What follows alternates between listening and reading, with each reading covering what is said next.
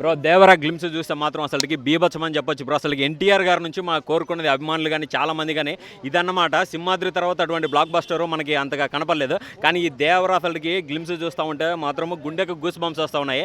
ఎన్టీఆర్ ఫ్యాన్స్కి అయితే పండగనే చెప్పొచ్చు బ్రో. అసలుకి ఆ సముద్రంలో నుంచి లోపలికి వెళ్ళడం, ఆ సముద్రం దగ్గర మొత్తం రెడ్గా బ్లడ్ నరికినప్పుడు ఆ మొత్తం రెడ్గా మారడం అసలుకి అదైతే వేరే లెవెల్ అనిపించింది బ్రో.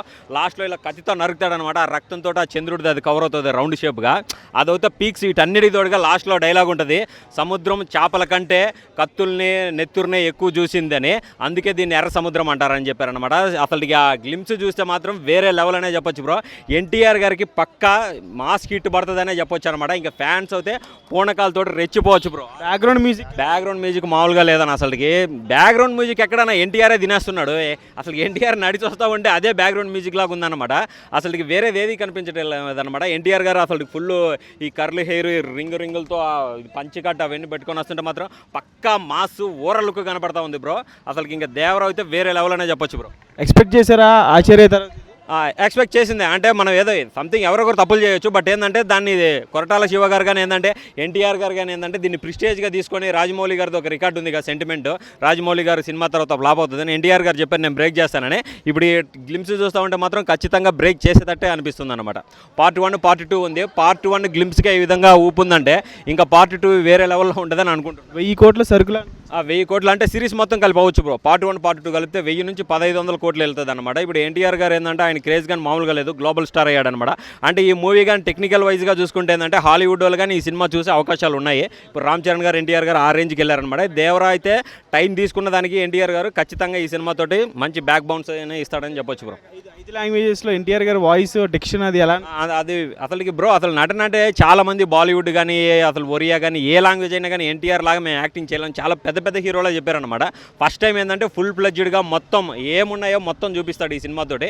ఇది పాన్ ఇండియా లెవెల్లో వర్తబుల్ అవుతుందన్న. పాన్ ఇండియా లెవెల్లో ఎన్టీఆర్ గారు కొట్టగలరని నమ్మకం ఉందన్నమాట. షో నుంచి ఇంత స్టఫ్ నేను ఎక్స్పెక్ట్ చేసి ఏంటంటే చాలా కసి మీద తీసుకున్నాడు. ఇది ఏంటంటే ఖచ్చితంగా కొట్టాలనే తీసుకున్నారనమాట. ఎన్టీఆర్ గారు కానీ ఏంటంటే RRRలో కొద్దిగా అన్యాయం జరిగింది, కానీ ఈ సినిమాతోటి కొట్టాలని ఇద్దరు డిసైడ్ అయ్యారు. అదే ఇప్పుడు మనకి ఆ గ్లిమ్స్లో అది అసలు వర్క్ కానీ అవుట్పుట్ కానీ మొత్తం మనకు క్లియర్ కట్గా కనబడుతుంది. సినిమా అయితే వేరే లెవెల్లో ఉండదు బ్రో.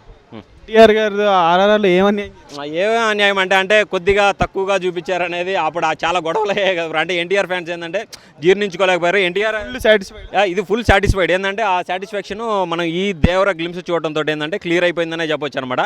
అభిమానులు అయితే అసలు ఎప్పుడెప్పుడైనా వెయిట్ చేస్తున్నారు బ్రో. ఏప్రిల్ 5 మాత్రం అర్రాచకం ఓచుకోతానే ఉండదు బ్రో. ఇప్పుడే చూసా. అసలు అది ఏమంటే అంత బీభత్సమైన యాక్షన్స్ ఉంటాయని అది రక్తపాతం చూస్తే అనిపిస్తుంది. అది సముద్రంలో అంత రక్తపాతం చూపించారంటే దానికి బలమైన కారణం ఏమైతే ఉంటుంది.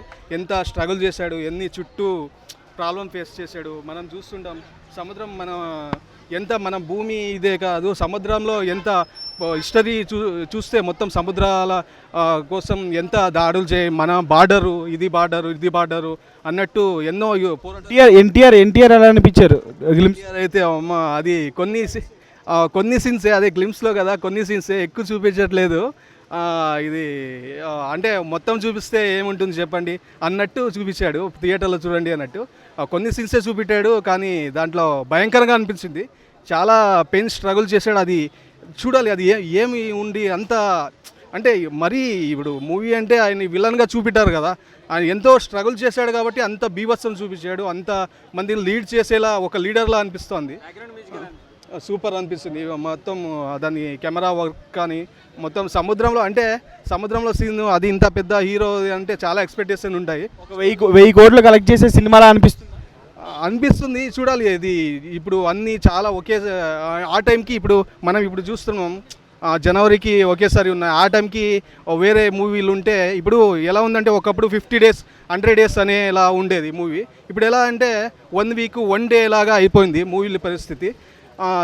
చూడాలి ఆ టైంకి వేరే లాంగ్వేజ్ కానీ వేరే మూవీస్ కానీ పోటీ లేకపోతే చెప్పలేము. అంటే కంటాల గారి లాస్ట్ సినిమా ఆచార్య ఫ్లాప్ అయింది కదా, ఈ సినిమాతో బౌన్స్ బ్యాక్ ఇస్తారా, మళ్ళీ బ్లాక్ బస్టర్ కొడతారా? అంటే అలా అని ఏం లేదు. ఇప్పుడు ఆ టైంకి అలా జరిగిందని ఈ నెక్స్ట్ టైం అలా జరుగుతుంది అనుకోలేము. ఇప్పుడు అలా అనుకుంటే ఛాన్స్ ఇచ్చేవారు కదా, కాదు కదా.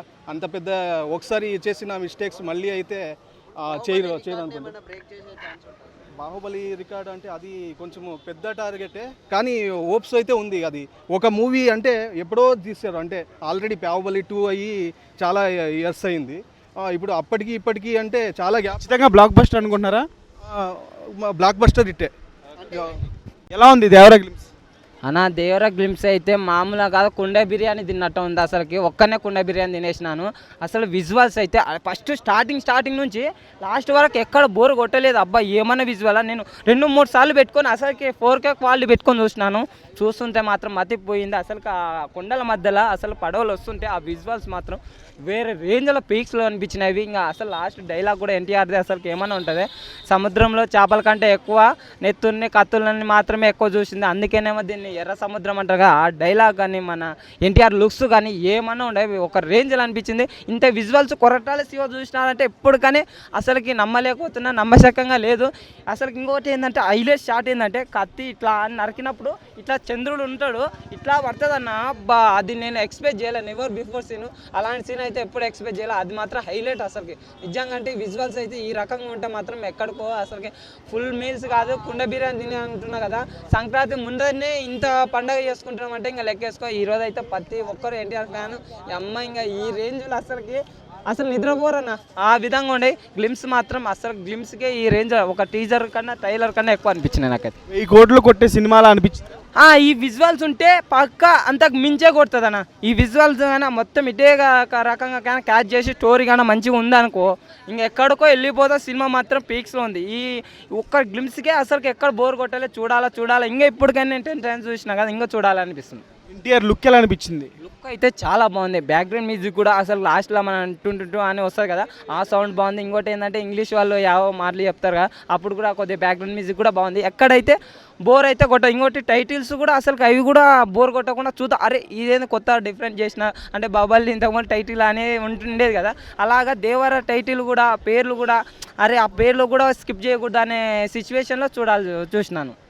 ఖచ్చితంగా ఇప్పుడు ఎగ్జిస్టింగ్ సినిమాల రికార్డులు బాహుబలి కానీ ఆర్ఆర్ఆర్ కానీ ఇవన్నీ లేచిపోతే అన్నట్టుగా అనిపించిందా KGF 2 రికార్డు?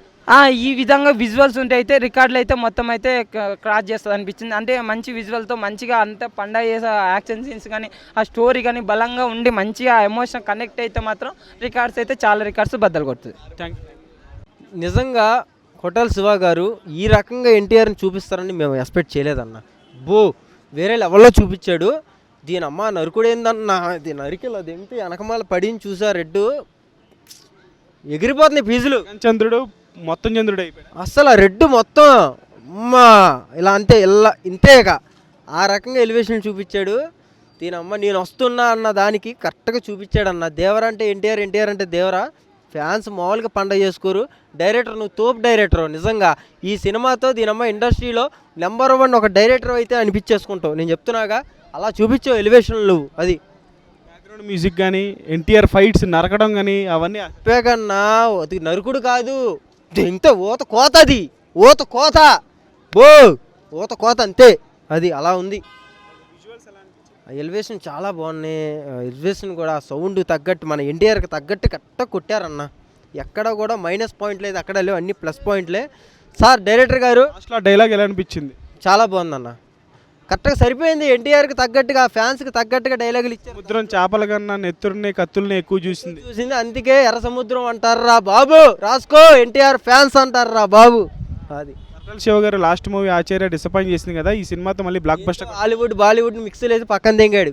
మరొక ఇండస్ట్రీకి తోపు డైరెక్టర్ కొట్టాల శివ, రాసుకో అంతే. 1000 కోట్లు కొట్టే సినిమా అసలు ఇంకా వేరే లెవలే కాదు, అర్థం కాదు. మొత్తం అంతా వేసాడు. ఆ యజ్వాసులు ఫేవరెట్ షాట్ ఏంటి?